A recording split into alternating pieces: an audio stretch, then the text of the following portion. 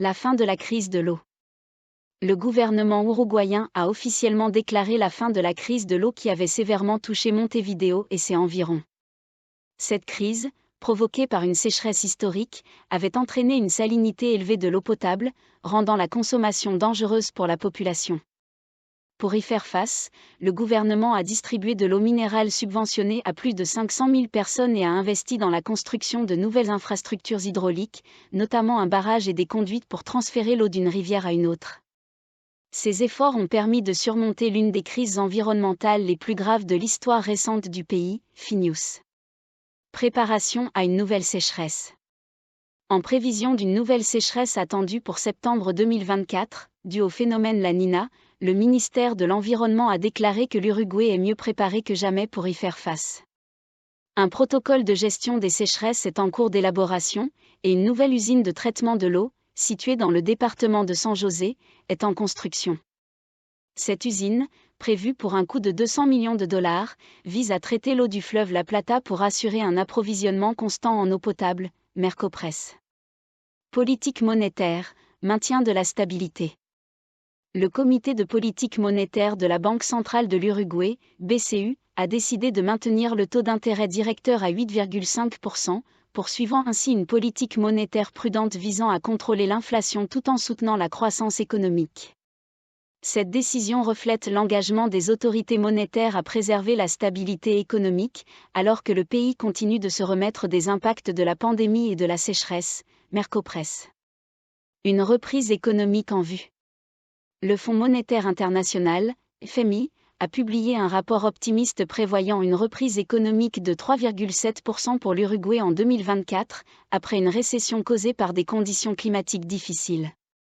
Cette reprise sera alimentée par une augmentation des exportations agricoles, notamment grâce à une amélioration des rendements post-sécheresse, ainsi qu'une augmentation de la production de cellulose.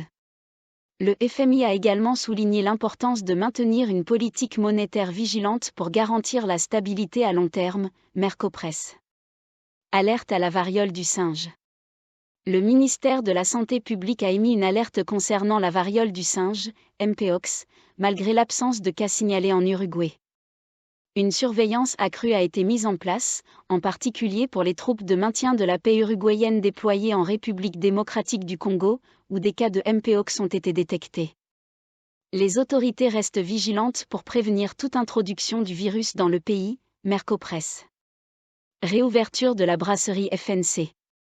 La brasserie FNC à Mina a rouvert ses portes après une période de fermeture due à des difficultés économiques. Cette réouverture marque la fin d'un conflit qui menaçait l'avenir de l'entreprise et permet à une trentaine de travailleurs de reprendre leurs activités. La relance de la production est prévue dans les semaines à venir, ce qui devrait apporter un souffle nouveau à l'économie locale, Mercopress. Avancée dans les négociations Mercosur-Chine. Montevideo a accueilli des négociations cruciales entre le Mercosur et la Chine pour la conclusion d'un accord de libre-échange. Sous la présidence tournante de l'Uruguay, le Mercosur cherche à renforcer ses liens avec la Chine, l'un des principaux partenaires commerciaux de la région. Cet accord pourrait avoir un impact significatif sur l'économie uruguayenne, en facilitant l'accès des produits locaux au marché chinois, Mercopress. Stimulation du tourisme maritime. Le gouvernement uruguayen a annoncé une réduction de 20% des tarifs portuaires pour les navires de croisière pour la saison 2024-25, dans le but de dynamiser le tourisme maritime. En outre, de nouvelles infrastructures portuaires, notamment à Carmelo et Colonia, sont prévues pour attirer les grands yachts et renforcer l'attrait de l'Uruguay en tant que destination touristique majeure en Amérique du Sud, Mercopress. Coopération régionale avec l'Argentine. Les vice-présidents de l'Uruguay et de l'Argentine se sont rencontrés à Buenos Aires pour discuter de la crise au Venezuela et d'autres questions régionales. Ils ont convenu de la nécessité d'un sommet pour aborder ces enjeux complexes, soulignant l'importance de la coopération entre les deux pays pour faire face aux défis communs dans la région, Mercopress. Transition énergétique, des progrès notables. L'Uruguay continue de progresser dans sa transition énergétique, avec des initiatives visant à réduire les émissions de gaz à effet de serre et à promouvoir les énergies renouvelables. Le ministre de l'Environnement, Robert Bouvier, a appelé à des accords régionaux et mondiaux pour financer ces projets, essentiel pour renforcer la résilience du pays face aux défis environnementaux futurs, Mercopresse. Scandale politique et démission. Un enregistrement audio compromettant a conduit à la démission du ministre des Affaires étrangères, provoquant un scandale qui a ébranlé le gouvernement. Cet incident intervient dans un contexte politique déjà tendu, alors que le président Luis Lacalle Pou approche de la fin de son mandat. Ce scandale a mis en lumière les défis de transparence et d'intégrité auxquels fait face la politique uruguayenne, The Independent.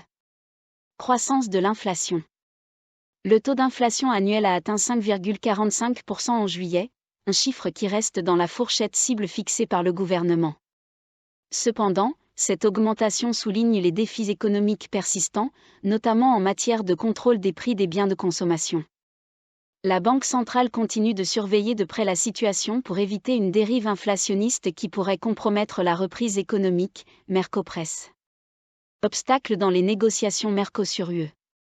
Les négociations entre le Mercosur et l'Union européenne pour un accord commercial continuent de rencontrer des obstacles, suscitant des inquiétudes parmi les responsables uruguayens.